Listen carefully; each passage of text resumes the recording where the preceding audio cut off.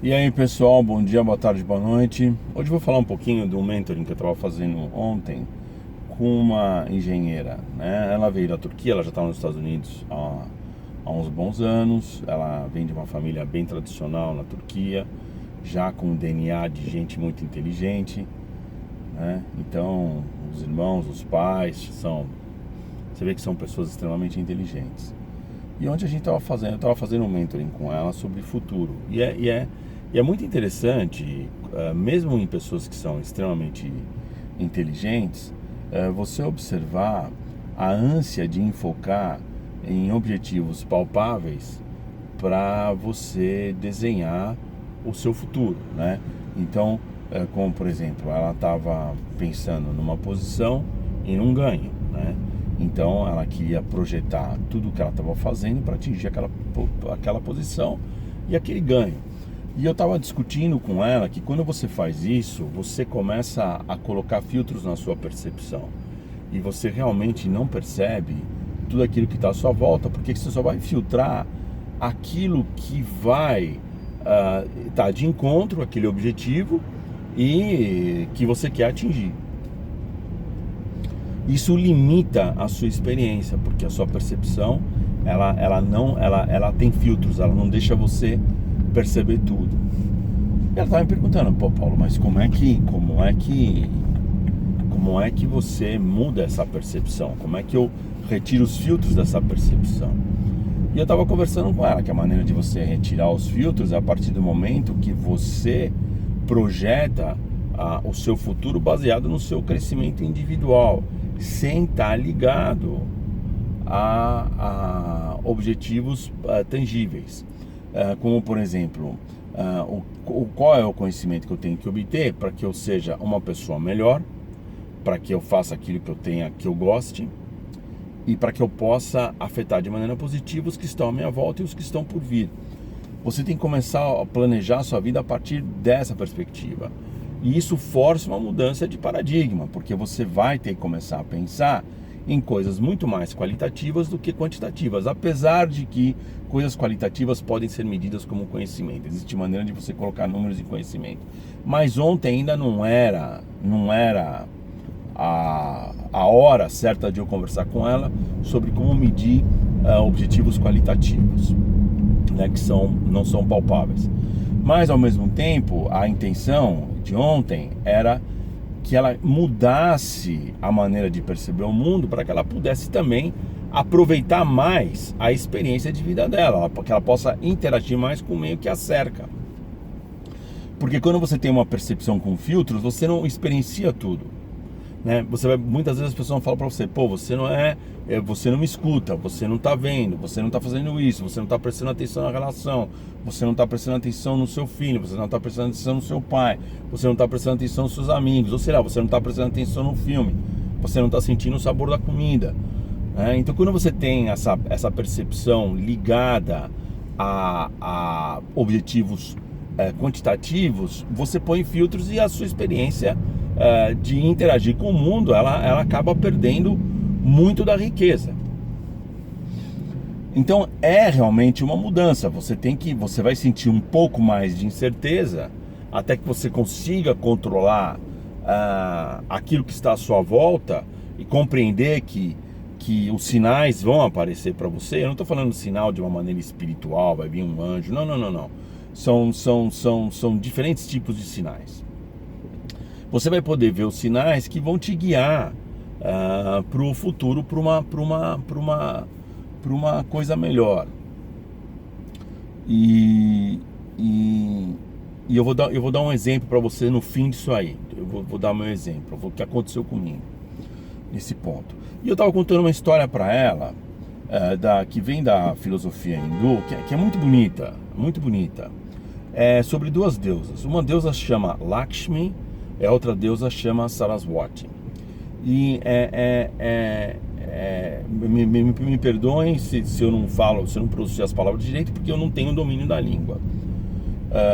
Mas então, vamos voltar à história. A Lakshmi é uma deusa muito bonita, ela é muito bonita e muito atraente.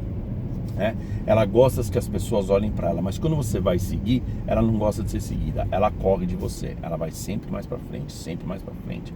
E tem aquele bando de gente tentando pegá-la e ninguém consegue. Agora, tem uma outra deusa que se chama Sarasvati. Na verdade, ela gosta que você siga ela. Ela não é tão bonita, mas ela é muito confiável. Então ela sempre caminha na sua frente e ela sempre permite que você a siga. E eles recomendam que você não siga a Lakshmi, mas que você siga a Sarasvati. Mas eles também contam que tem uma coisa muito interessante, que a deusa Lakshmi, ela tem muitos ciúmes da Sarasvati, muitos ciúmes. Então quando ela vê que você está seguindo a Sarasvati, ela começa a te seguir, né? Para quê? Porque você está seguindo a Sarasvati. Ela não quer que você siga a Sarasvati, ela quer que você siga ela, porque assim ela pode fugir de você. Mas quando você segue a Sarasvati, ela segue você. Então na filosofia hinduísta, eles sempre falam que a Sarasvati tem que ser o seu norte e a Lakshmi tem que ser sua sombra. E eles, no fim, eles contam que a Sarasvati é a deusa do conhecimento e a Lakshmi é a deusa da fortuna. E eles começam a falar muitas coisas que são muito interessantes. A visão hinduísta, né, que ele fala assim, que o conhecimento te protege, a fortuna você tem que proteger. O conhecimento te dá amigos, a fortuna te dá inimigos, né? Dividir o conhecimento faz com que ele cresça, dividir a fortuna faz com que ela diminua. Eles têm uma visão tão interessante da vida, do mundo, né? Que é uma visão muito mais contemplativa e qualitativa da sua jornada como ser humano, né? Do que como nós, né? A nossa crença, né? De que o mundo eles são objetivos quantitativos.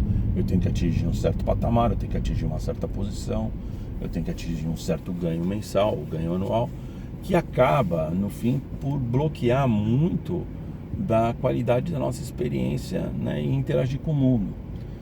E é uma história muito bonita, é uma história, inclusive tem textos onde o vô conta para o neto essa história da Lakshmi e da Sarasvati. E tem os cantos para Sarasvati, né? Que a Sarasvati, na verdade, ela é a deusa do conhecimento, das artes, da música, né? Eu sempre falo, a arte é uma coisa que quando você começa a observar, ela te abre, ela limpa os seus sentidos, meu.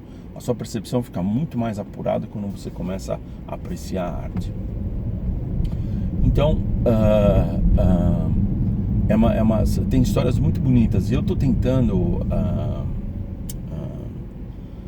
colocar no meu mentoring histórias dessa maneira, histórias de pais para filhos, de avós para filhos, que têm as suas crenças, podem ser crenças religiosas, mas são histórias que falam sobre princípios, né? Então, se vocês tiverem uma, compartilha comigo. É interessante também que na religião e na filosofia hinduísta, eles dizem que a deusa da sabedoria, a Sarasvati, ela vive na ponta da sua língua. E não é uma coisa maravilhosa, porque é aqui que você propaga, é através da palavra, né? A palavra tem força, né? Então tem cantos para Sarasvati, para que você tenha a sabedoria na ponta da língua, para que você tenha a deusa Sarasvati na ponta da sua língua. São muito bonitos. Eu não sei os cantos em hindu, mas tenho eles em inglês. Tenho um amigo meu, um rapaz que trabalha junto comigo, chama Pratik, ele está me ensinando. E, cara, é maravilhoso. Então faça uma pesquisa sobre a deusa Sarasvati, ou a deusa do conhecimento na filosofia hinduísta. Se vocês quiserem compartilhar, é uma coisa muito importante. Agora, voltando ao meu exemplo, né?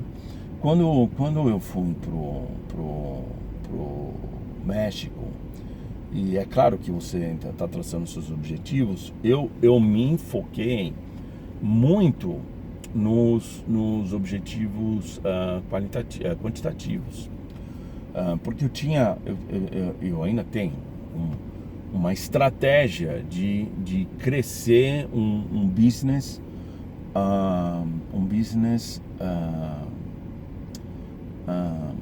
de uma maneira mais mundial, não de eu ter escritórios no mundo inteiro, não, mas de poder interagir com certos países que me agradam. E então você começa a somar dinheiro, quanto vai custar isso, quanto vai custar aquilo. Eu acabei fazendo que minha visão virasse um túnel, né? Quando eu fiz os objetivos da minha empresa, quais são os drivers, né? Uma das coisas que eu sempre disse para mim que eu queria estar associado às melhores universidades do mundo. Eu nunca disse que eu deveria estar, que esse era o driver, e que estar associado às maiores universidades do mundo iria me ajudar a trabalhar com as maiores empresas do mundo e ter os maiores talentos trabalhando comigo. Eu não preciso de 500 talentos, eu só preciso de 2, 3 talentos. Não pensa vocês que eu estou querendo montar uma Cambridge, ou uma Jonas Lang LaSalle, ou uma Price Waterhouse. Não é esse o ponto. Eu quero ter flexibilidade na minha vida. Essa é uma outra história, né? E um dia eu estava tomando o avião, começou a dar uma série de problemas por causa de corrupção no México, que eu já contei algumas coisas aqui. Eu estava muito desanimado e com tudo que estava acontecendo, porque uma das razões que eu saí do Brasil também é a corrupção. Pô, eu tô com o saco cheio desse negócio de nego tá roubando, meu. E o mexicano ele rouba, né? Enfim. E mais ainda o disappointed, que eu estava desapontado, que eu pensava que o roubo estava vindo de uma certa área, mas o roubo estava vindo das pessoas que estavam me cercando, cara, né? Foi isso que me chateou no mais de tudo, né? Você me chama aqui para dar moralidade na empresa e você está roubando. Cara, que é isso? Isso é um discurso de político brasileiro. Eu tenho asco a isso, né? Então, enfim, acabei, nunca me esqueço, voltando, eu tava indo tomar um avião, a Miriam virou pra mim e falou: pô, você não tá feliz, você não tá no seu ambiente, né? E eu tava sendo dirigido por esses índices muito mais quantitativos do que qualitativos. E quando eu tomei o avião naquele dia, depois que a Miriam falou isso, eu entrei no avião, eu realmente pensei o que eu ia fazer. Eu falei: não, você quer saber? Eu vou acabar com isso, eu vou ter algumas perdas agora, eu posso recuperar com o meu trabalho, isso não é problema, mas eu vou cortar esse mal pela raiz agora, né? Porque se eu deixar crescer, eu vou virar parte dele, né? Se eu fosse conivente com aquela corrupção, eu ia virar parte dela, né? E eu não sou conivente. Essa é uma das razões também que eu mudei para os Estados Unidos. Existe corrupção aqui? Existe, mas muito menos do que existe no Brasil ou até mesmo no México. E eu cortei essa relação, cortei mesmo, né? Acabei não assinando contrato e já tinha 12 ou 14 pessoas trabalhando comigo. Tive que despedir todo mundo. Só tem uma pessoa trabalhando comigo de lá, né? Que é uma pessoa que a gente está fazendo para consultoria. E cortei tudo, né? Você não tem ideia quanto eu gastei de computadores, softwares, fortunas. Enfim, e acabei cortando aquela relação. E disse pra mim mesmo: pô, deixa eu relaxar, porque eu vou enfocar no meu conhecimento e no meu crescimento, né? Então eu comecei a voltar a fazer coisas que eu gostava.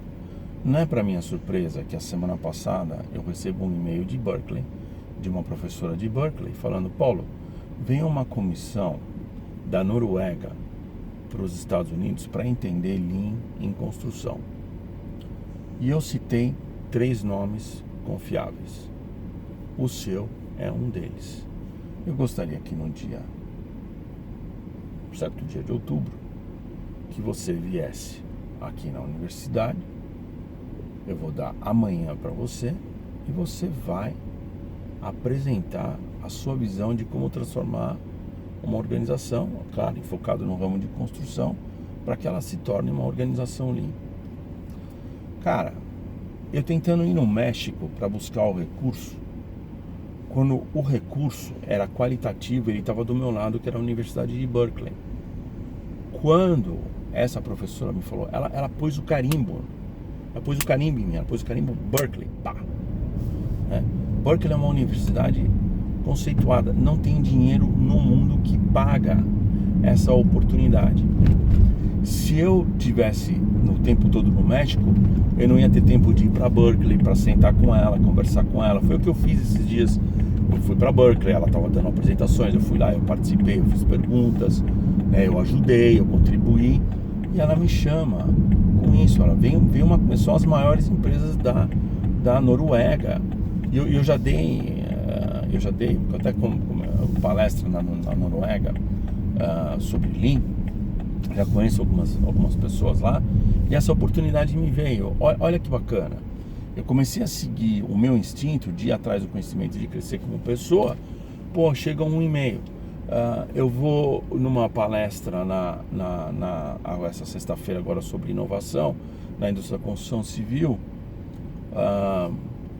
Uma das pessoas, eles chamaram empresas como a Google, como a Amazon também para dar apresentação de inovação.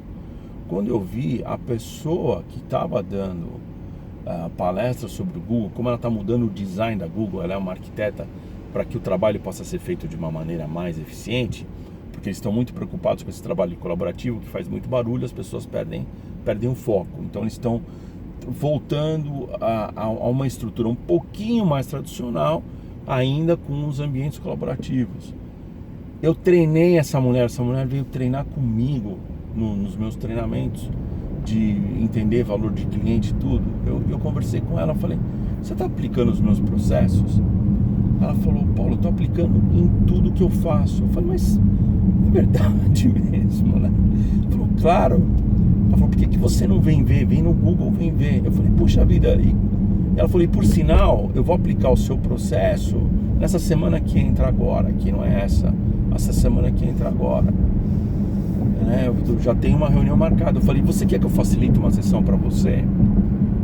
Eu ficaria muito contente. Ela falou, pô, me sinto honrada, Paulo. Por favor, vá lá, facilita a sessão para nós.